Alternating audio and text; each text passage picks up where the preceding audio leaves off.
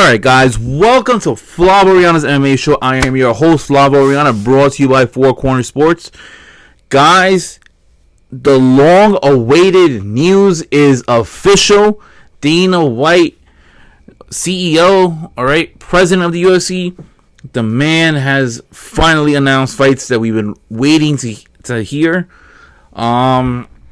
And we finally have a main event for UFC 296, the December pay-per-view. I believe there's no official date yet, but there's rumors that it might be, December 16th, if I'm not mistaken. December 16th, if I'm not mistaken, that is a Saturday, right?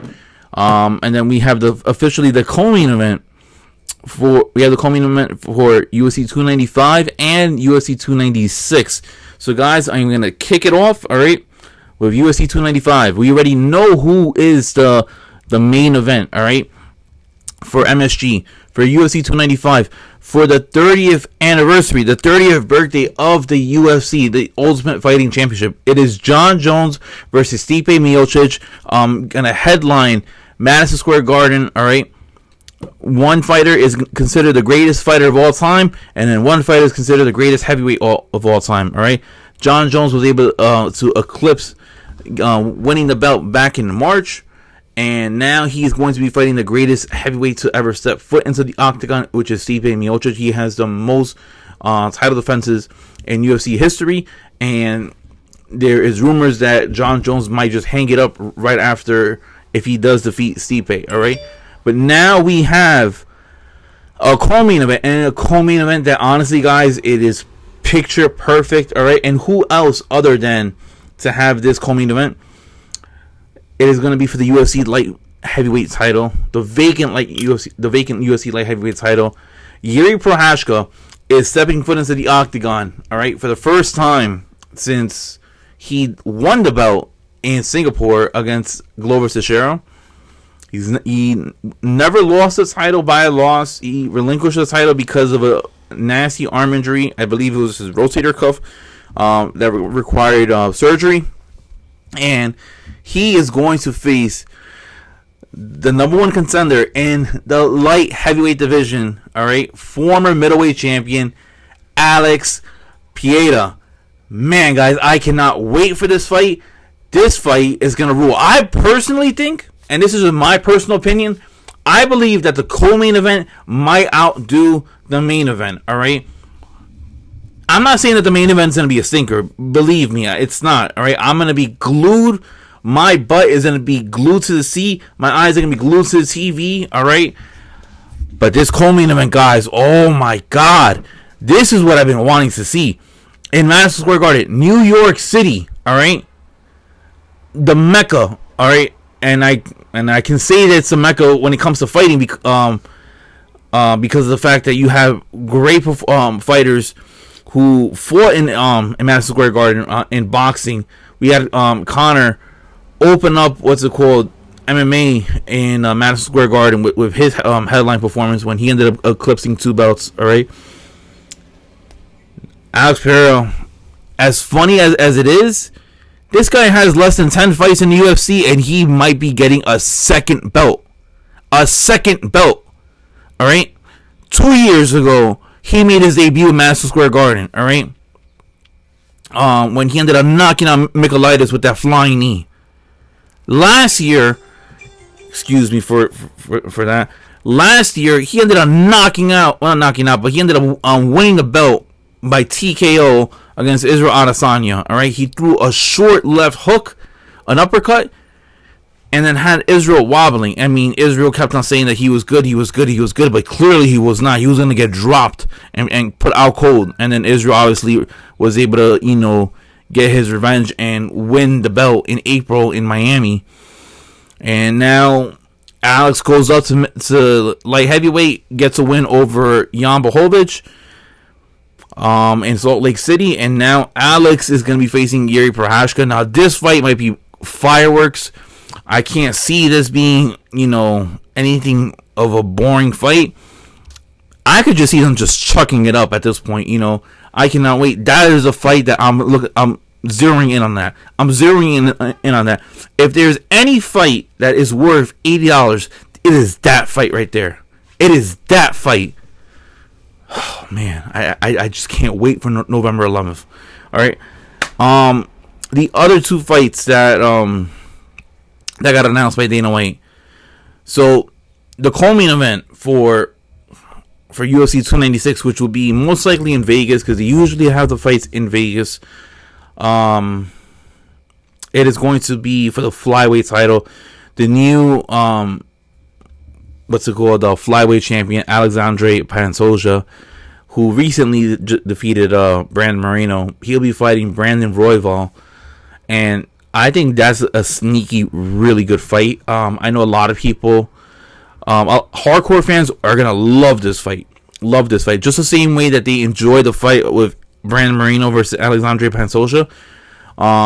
Alexandre Pantoja, the cannibal, he is phenomenal. All right, he is very great. All right, and in July, in International Fight Week, he may just have the better number of Brandon Moreno, but Alexandre Pantoja versus Brandon Royval, they did fight at one point, and Pantoja won. Now Royval has only lost to the best, and Royval, when you put him inside there with other fighters, I mean, he's a dog. He's a dog, and Mark Montoya has to tell him to calm down sometimes. He has to tell him to calm down. He has to tell him to cool it because, he's just all, he's blitzing. He's going 160 miles per hour in the octagon. He's just trying to win and then, take somebody's head off and stuff like that. I love the way that Brandon Royval fights. He lost to Brandon Moreno before as well, but I believe those are the only two fights that he's actually lost inside the promotion. I'm actually trying to pull it up right now just to get my facts correct, just because I don't have them right in front of me. But Brandon Royval, yeah, I mean, he is a dog. They call him the Raw Dog for a reason. I mean, I know that's not the best nickname out there, but it fits him. It really does fit him. Pulling it up right now. Yeah, 5 wins, 2 losses. Beat Mateus Nicolau. I wasn't expecting that. He just threw that knee forward and then just knocked his lights out. That was his last victory. Defeated Machinel, Rodrigo Bontarine, and then was on a 2-fight losing skid when he ended up losing to Pantoja and Moreno. Moreno ended up, I believe he popped his shoulder out at one point, or dislocated his shoulder, and he had it pinned, and Moreno just won by TKO by ground and pound. Pantoja won by rear naked choke. Yeah, it was shoulder injury, ground and pound for Moreno. Defeated Kai Kara France, defeated Tim Elliott. Tim Elliott, I believe that was his first fight in the UFC. But yeah, guys, I mean, Brandon Royval is the real deal. There's a very good chance that he can walk out of Vegas, as the winner. But Alexandre Pantoja, he's worked hard his entire life to get to this moment. Claimed the belt. Now the hardest part is to try to retain the belt, and we'll see in December if he's able to do that. And obviously the main event of UFC 296, it is for the welterweight title. Leon Edwards, he's going for his second title defense. Defeated Kamaru Usman back in March in England. He is now going to be facing Colby Chaos Covington for the welterweight title. We have not seen Colby Covington fight since last year of March. That would mark about 21 months since we haven't seen him fight. It is crazy that the UFC actually gave him a title shot. I personally do not agree with this. He does not deserve a title shot. He's been squatting on the position.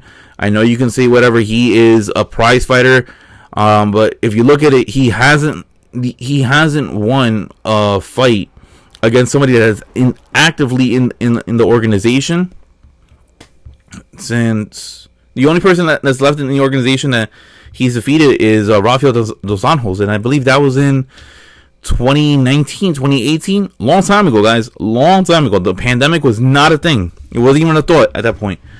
And Colby Covington, this is his third title shot. Lost twice against Usman. Let's see if he's going to be able to defeat Leon Edwards. Many people are going to favor Colby. I'm one of those people that I wouldn't be surprised if Leon Edwards does the same thing that he did to Usman.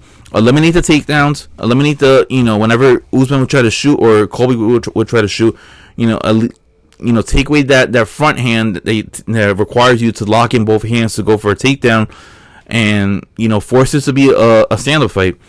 I'm very interested to see if Colby's stand-up fighting, his striking has improved in the 21 months that he will be out of the octagon. But if Colby doesn't get it done, this will be his final chance on trying to claim a belt. But if Colby wins, look out, because it's going to be a prize fighting type of a title reign. And I wouldn't be surprised if he tries to offer Conor McGregor a title shot. Just because I could just see Colby Covington doing something of that nature. But yeah, guys, UFC 295 co-main event is sealed. UFC 296 main and co-main event is sealed. Looks like we're not getting a second title fight for the Abu Dhabi card. What it makes me really question is this. So Sean O'Malley versus Chito Vera, that fight is not going to be happening in December. More than likely, that's going to be happening first quarter. I've been hearing rumors that January's pay-per-view is going to be in Toronto, and February's pay-per-view is going to be happening in Australia. Obviously, March is looking like it's going to be Vegas, where it normally is at. And then April's pay-per-view, that is UFC 300. That is something for you guys to be aware about. So it doesn't look like O'Malley and Chito Vera are going to be fighting, to close out the year. Very interested to see whether or not, the women's bantamweight title fight, gets defended this year. Hearing rumors that December 2nd card, that's, might have that, might not. Just keep your eyes open. And then I'm hearing also that they might be going to China. If that's the case, that if they are going to China in December, don't be surprised if Zhang Weili does fight against Yan, and that would be an excellent main event for the women's strawweight title. But guys, we are almost at the end of the road for the year of 2023. Closing out the year with pretty good fights, and I'm looking forward to them. So then, guys, I am Flav Oriana, and I will see you guys next time. Peace, guys, and have a good one. See you.